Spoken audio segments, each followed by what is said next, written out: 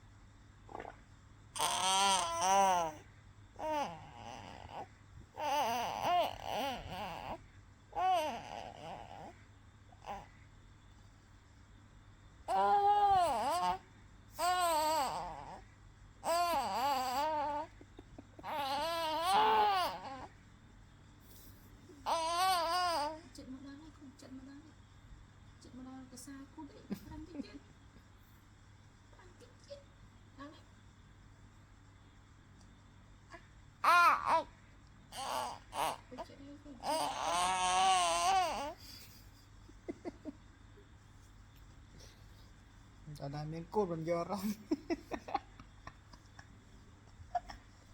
cho nên cút cái cút aiยังăn hả anh tới cái anh ngặt anh vì mình chỉnh dầm linh một lon to kia vào đây nhỉ chát xô kìm nó cút này anh chừng với cút này ăn thôi